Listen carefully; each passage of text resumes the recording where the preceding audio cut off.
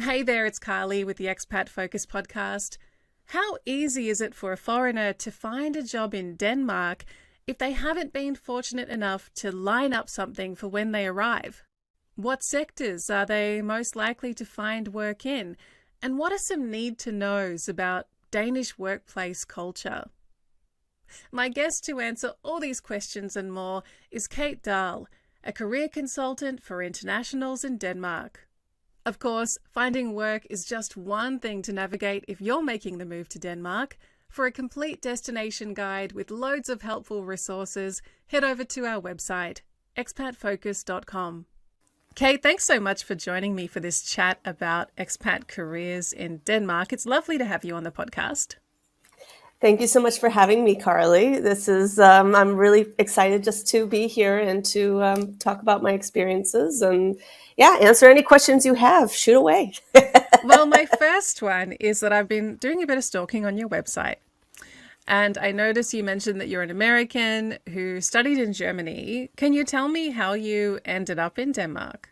Ooh, that's a long story. That's a really long story, but to make it really fast and really short, I was influenced by two exchange students who came to my high school. One was a Dane and one was a German. And they influenced my life completely. And I became really good, fast friends with them. And they were one of the first people that confirmed about my beliefs and values and that we had the same beliefs and values. Not that Europeans all have the same beliefs and values, but I come from this conservative religious community. And I was not allowed to think differently than what the community or my religious community thought.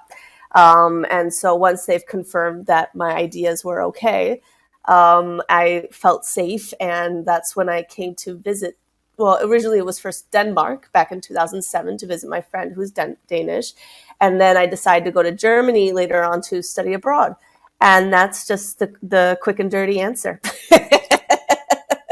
So after you studied abroad, you found your way back to Denmark? Or were you It, studying abroad in Denmark? I was studying abroad in Germany. I did consider Denmark, but at the time, and it still is, that Germany is still cheaper to study than it is for those than in Denmark for non-EU citizens. If you're an EU citizen, then it might be different in that case, because in Germany you have to pay a fee to study.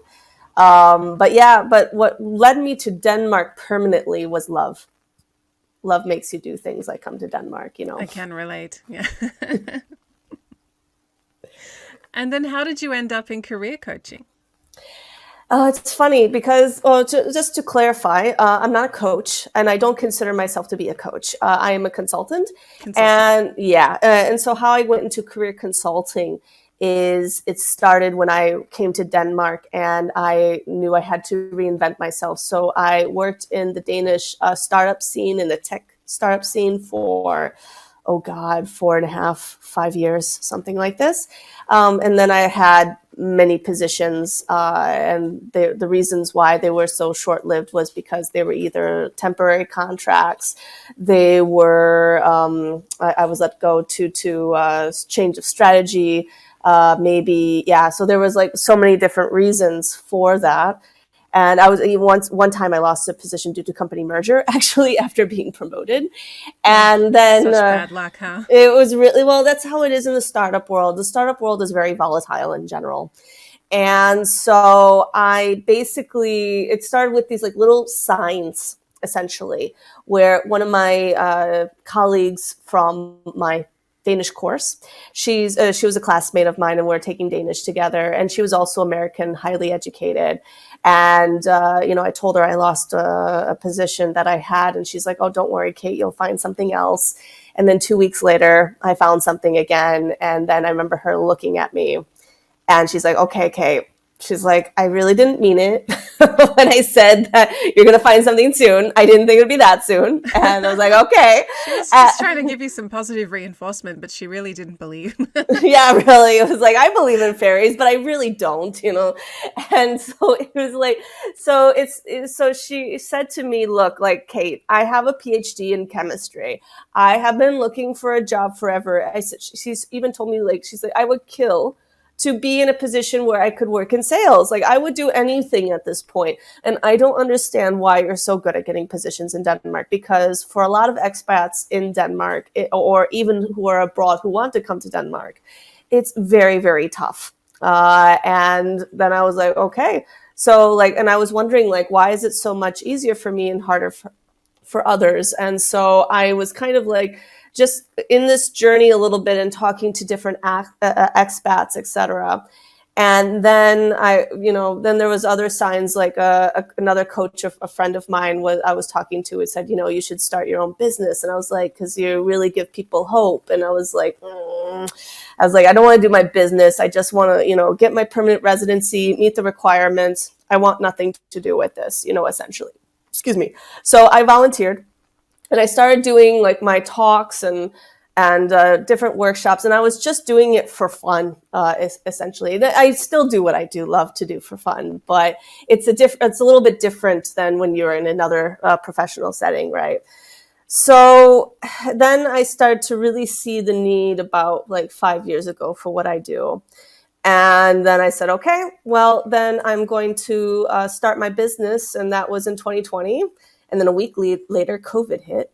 Oh, timing. So it was bad timing. What could you do, right? And then I started doing things online. And I really saw that even when COVID was around, there was still a huge demand and need for what I do. And I saw the results from back in the day before doing my company and now being a consultant. And now mainly what I focus on is giving my workshops for free for internationals who are already in Denmark. I do one-on-one with people who are abroad, but also in Denmark as well, and do one-on-one training. But the goal is to work with municipalities, work with unemployment, public institutions, work with unions, unemployment insurance companies here in Denmark, and to help so that then I can offer my workshops for free to internationals, and I make those type of collaborations. So that's what I do, and that's my story. So yeah. In your experience, you mentioned that you came to Denmark for love. What commonly brings other expats or foreigners to the country? I would say the biggest one is if they're recruited by companies, and that's still, even if you're recruited in Denmark, it's very, very hard to even do that unless you have the right field.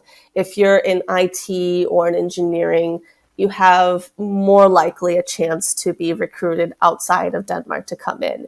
And those who have spouses are the ones that are normally having the hardest time in getting a job. There are international students here for sure. But that, due to politics in Denmark, the English programs have been lowered here. So there's not as many English programs as there used to be 2 years ago. So there is still a need for international students. And I would say that would still be the number 2 group, so to say. And then there are expats who are married to a native Danish person like myself. That need to find a job, yeah. Exactly. What's a common misconception about the Danish job market? To be honest, I didn't actually know that Denmark had a strong startup culture, for example. That's a very interesting but yet complicated question at the same time, and I'll tell you why. Because I get a lot of people who, when they think about Denmark, if they're living outside of Denmark, they pull Denmark as Europe. And then they think, oh, I can get a job anywhere in Europe. And then they think, oh, there's Denmark. And that's, I think, the biggest misconception, that they'll pull in and think, oh, well, I got a job in Germany, or I got a job in the UK, or I got a job in Switzerland, especially if you're an expat who has been relocated many times. And then they think, oh, it's going to be very easy for me then to get a job in Denmark because I have been an expat in all these different countries. And that's not the case. There are different rules when it comes to immigration, and there are tougher rules. For example, to get a work permit, you need to make Now they've lowered the amount to 350,000 krona a year, which is the absolute minimum. But there are other requirements as well. And another thing is that a lot of internationals don't understand that if you want to come in, you also have to apply. So it's not always about being recruited, and to get in, you have to. For most people, you still have to apply if you want to come, because recruiting doesn't always work for you unless you have the in-demand profile. So I think that's just the biggest conception, is that if you're an expat who goes from country to country to country for work over the years, don't expect that Denmark is going to be like your easiest location. Like, if you really want to come to Denmark, you're very likely going to have to work hard for it. And that's also one of the reasons why I do what I do, is to increase those chances, so that then you're properly trained to learn how to job search in the Danish cultural context. Because we tend to forget as well that that Germany is a different culture, the UK is a different culture, France is a different culture, Yeah, and there are definitely. yeah. There's no one European culture, really, is there?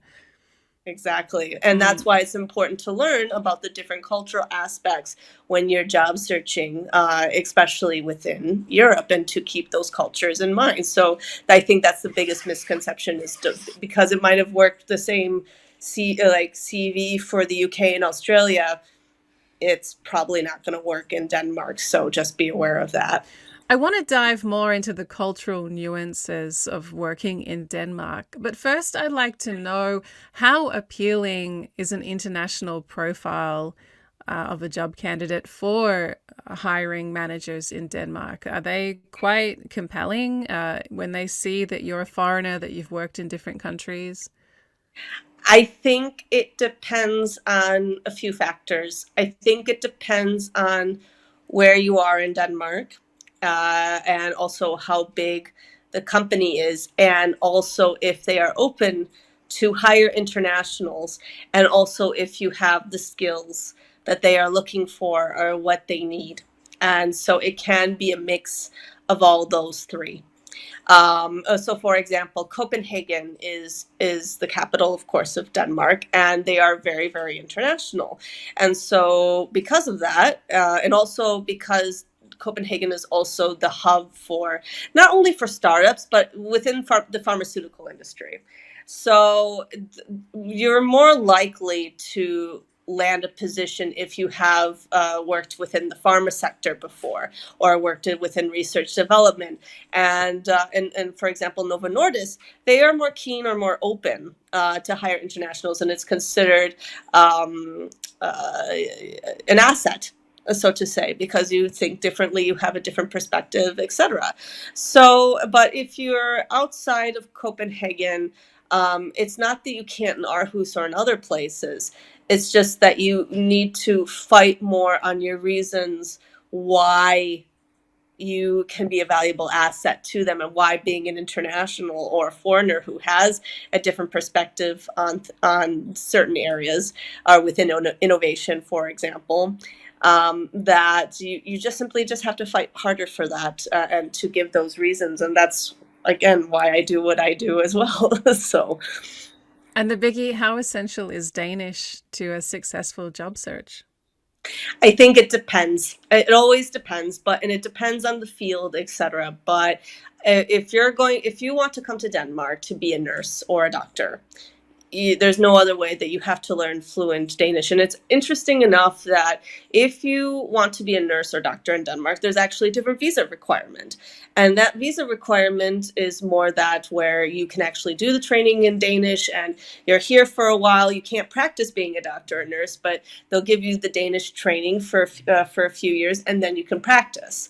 Whereas before, if you want to be, let's say, a teacher, unless you're a teacher in an international school, then it's expected of you to be fluent in Danish. So it really just depends on the field. It also depends on the company, and also depends on if that company is open to hire internationals if you're not fluent in Danish. It's possible. It totally is possible, because I am one of those stories where it is possible to get positions where you don't need to be fluent in Danish. but it's about how you convince them and how you talk to them to show the value that even if you don't have the Danish skill asset, that you can still bring value to that company anyway. And that's what I do and what I teach as well. So, yeah.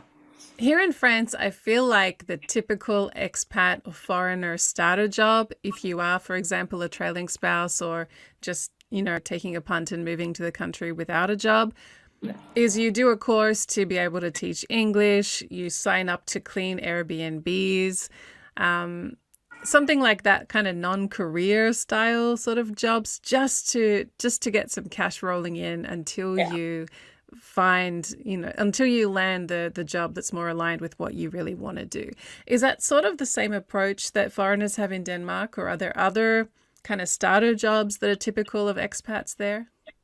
I would say cleaning, yes. That's quite common to do after some time. I think if you're for example, if you're a UX designer, because UX design is flooded, the market is flooded for UX design, and it's super, super competitive with that. And it's very likely that you might have to do cleaning to get by, or to do service or Walt or delivery service or something like this. I wouldn't say everyone speaks fluent English here. So there's no market Denmark for English teaching. No, there's not. I get a lot of people who was like, I'm an English teacher. Can I teach in English? I'm like, you can, but they might speak better than you. Yeah, but it's a different process as well, because if you want to teach at a school, you have to be able to be approved by the Danish government, and you have to speak, or not speak, but you have to be approved for 2 subjects, and it can't be just English. And that's quite common that another person, like that other person, doesn't have another qualification to teach another subject area.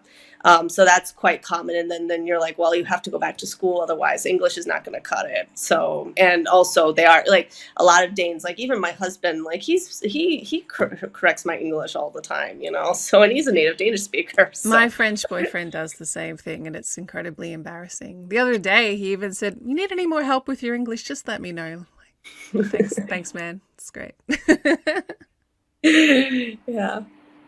Let's talk about some of these cultural nuances in the workplace in Denmark.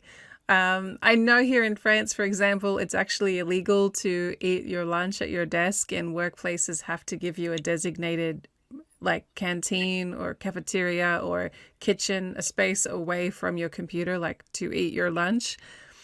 What sort of things can you tell me about a Danish workplace? Oh, wow. First of all, I never knew that about France at all. I learned something today. But to go on that story and that example, I heard about someone who took their lunch to their workplace. It's not illegal to do. You can't do that. But Danes would look at you funny. And they would be like, well, why aren't you in the communal space with us? Because for them, it's about teamwork. And I would say that would be one of the big workplace nuances, is that teamwork is very, very essential, or a big value for most companies here in Denmark. And that it's expected for all of you to eat together in a cafeteria and to socialize and talk. Not all the time. Of course, there are exceptions where they understand maybe you have a meeting, maybe you can't like all eat at the same time. And if you're a bigger company, everyone has different times and different schedules, so you're not all gonna eat at the same time. If you're a smaller company, you usually do, and you're between these times. But I would say that's one thing that's expected. But I would say the biggest nuance would be this philosophy called Jentelo, or law of Jente. And Jentelo, or law of Jente, is this philosophy that is very inherent in Danish culture, where you're not allowed to boast, you're not allowed to brag, you can't be full of yourself, and you can't brag, you have to be humble. It's about being humble. And I'll give you a story that in one of my workplaces that I worked at for about a year and a half, I remember, like, because as an American, I really want to be patted on the back, and I wanted to be acknowledged. Positive reinforcement, yeah. Positive reinforcement, exactly. I wanted to be positively reinforced. It's really, really hard to get positive reinforcement from Danes unless they really feel that you earned it. And I was breaking breaking like company revenue records, like, because I was the only salesperson at the time. So I really worked hard to achieve these goals. And at some point, I remember the CEO who told me a few months earlier that Yentalo doesn't apply in this company. I remember he pulled me inside and said, like, Kate, this is a bit much. Can you tone it down a bit? And I was a little bit surprised by that, because I was like, well, like I just was really trying to get that positive reinforcement at the time. And I really didn't think that I was overstepping boundaries. So I think, that's why I tell a lot of internationals, like, when you're in the workplace, just do your job. And if you're looking for positive reinforcement in your workplace, or in the workplace that you want to be at in Denmark, maybe Denmark's not the right place for you, or you just need to learn that it might be tough to get the positive reinforcement. So, But does that mean you can't be ambitious?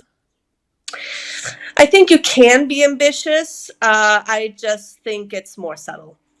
Or you need to be subtle with that, and that you just have to do the job, and you can do as much, but then you also have to think, okay, if you want to achieve, let's say, a new leadership position, just make sure that you communicate to your leaders, and be very clear on that this is where you want to go. Or maybe even in the interview process, talk about like growth opportunities. And one of the questions that you get in a job interview is like, where do you see yourself in the next 5 years? And make that clear in the job interview from the very beginning.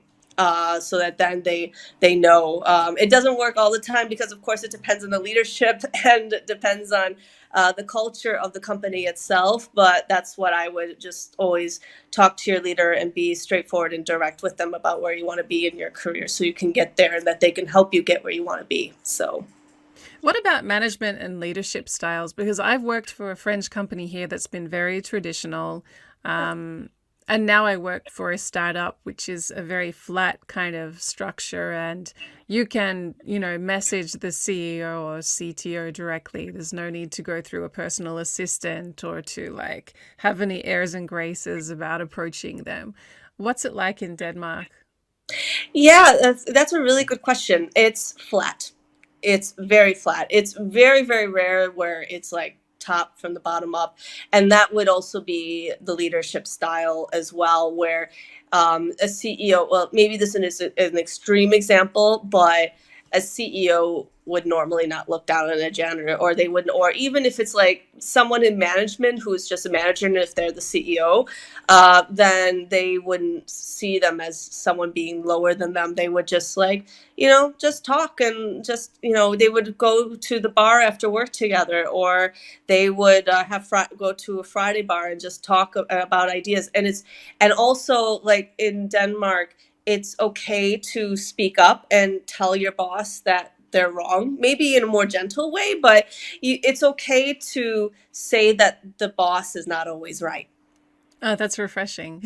When Yeah, I when I worked in London, I was told once after a meeting that I was being a bit too Australian, because I was being direct in what I thought about a project and what I thought we could do better. And they were like, "Oh, next time, just be a bit more gentle and maybe." well, there's a difference, I think, between being combative and being direct. Like, you don't want to make enemies in Denmark, and you don't want to like make conflicts. Like, because Danes are also, they don't like conflict. It's Okay. okay to be direct and say straight up, like, we need to make these changes, but you don't want to do it in a way where it can create a conflict or like a competition in any way. You don't want to do that. So we spoke about engineering, IT sector. Are there any other jobs in your experience where expats tend to thrive in Denmark? Oh, within the field, that's a really, really hard question. It really depends on when the demand of the market is for a specific field. In Denmark, we have something called the positive list. And the positive list just means that it's a list set up by the Danish government that is updated every 6 months. 1st of January and July 1st. And it's a list saying these are the areas that we need people right now, and we will process your visa faster. Oh, Uh, interesting. So yeah, it doesn't really mean a whole lot. Like when it comes to like, it's not like a visa on its own. It's just saying that we'll process your visa faster for the work permit if you're within these fields.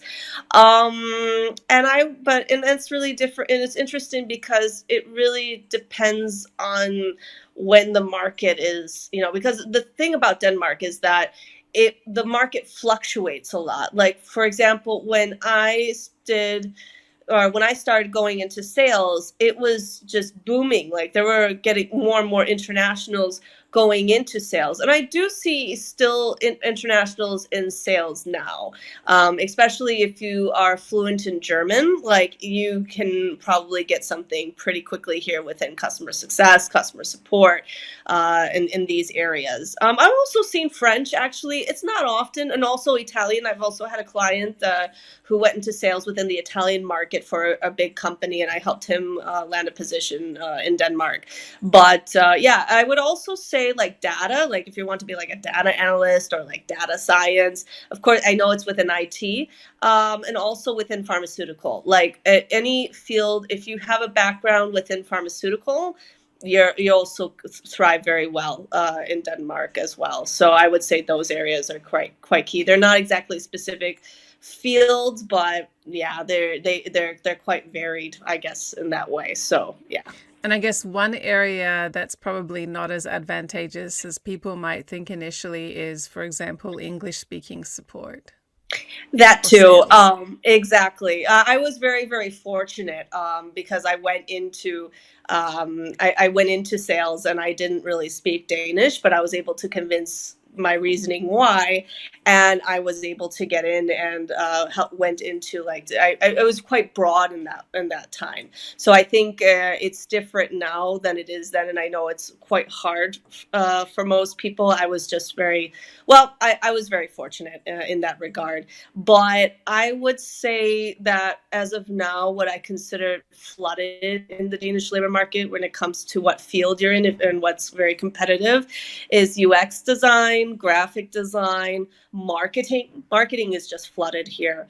And the reason why was that there were a lot of internationals who were studying at the academies going into these fields, and then when they were cut, then it just it was a bit overflooded in that sense, and so it was really hard for internationals to get into the labor market. Part of the reason why the Danish government cut back was that their claims were that a lot of internationals were taking these English educations and going back to their home country, and that they weren't trying. I never saw that. I know that they were really trying, but it was really hard for them to get into the labor market.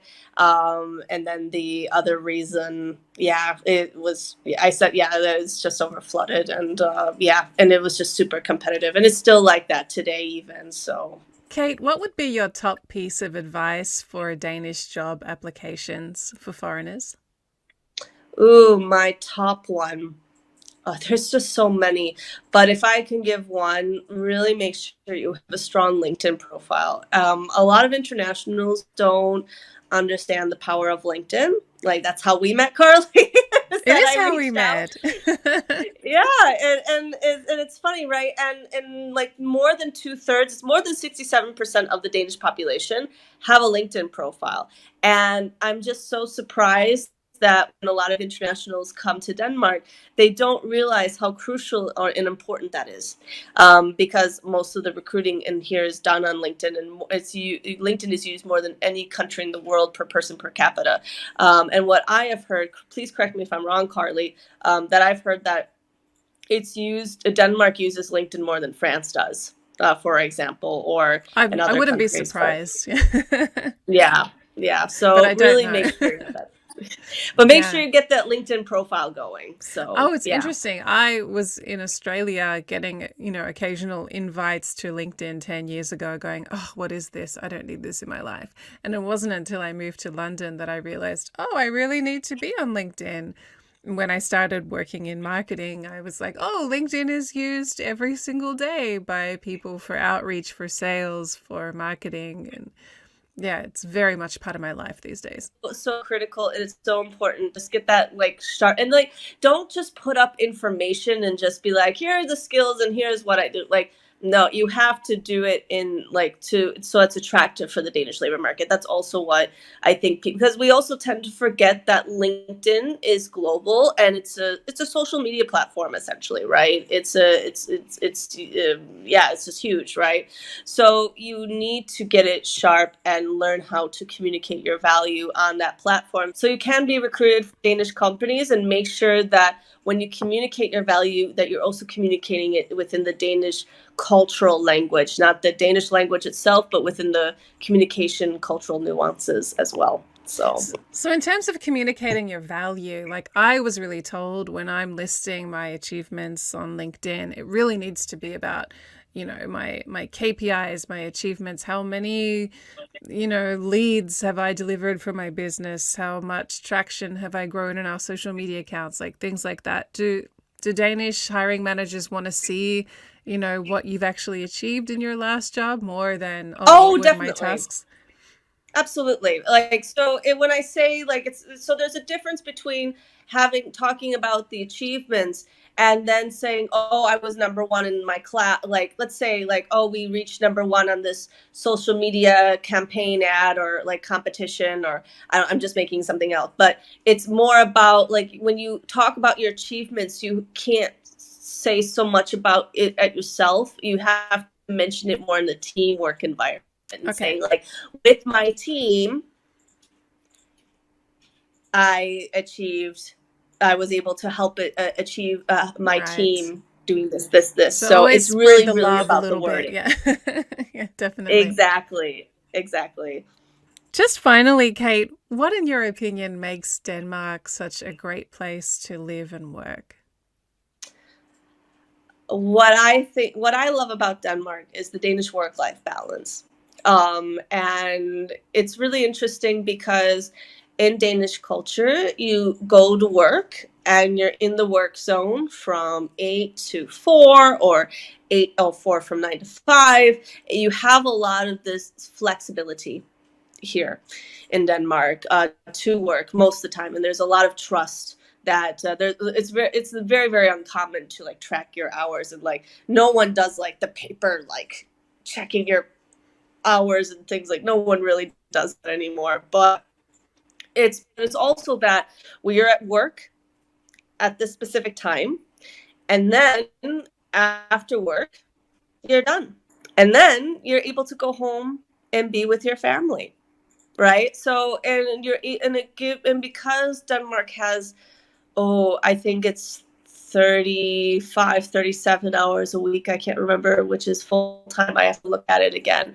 I think it's 37 hours a week, but it leaves a lot of the flexibility to be able to have hobbies, and to do things after work, or to be with your family, to do yoga, whatever. And that is what work-life balance means, is that you work between these times, but you have the flexibility and the power and the trust. As long as they trust you, they'll give you that flexibility and trust that you are working the full-time hours, and that you're able to go home and be happy. And that's why I also think work-life balance is so important, is because if you didn't have that balance from that break from work life, then they think you won't be productive at work if you're not able to enjoy your life at home.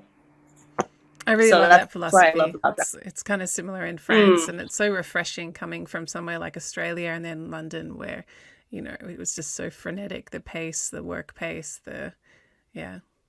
Kate, it's been lovely to chat. And where can people find you if they would like to learn more about what you offer for job seekers in Denmark? Yeah. So careerdenmark.dk is a great place where anyone is welcome to fill out a free evaluation form. And then I can tell you simply what areas you need to work on. Otherwise, you're welcome to follow me on LinkedIn, on my profile, on my company page.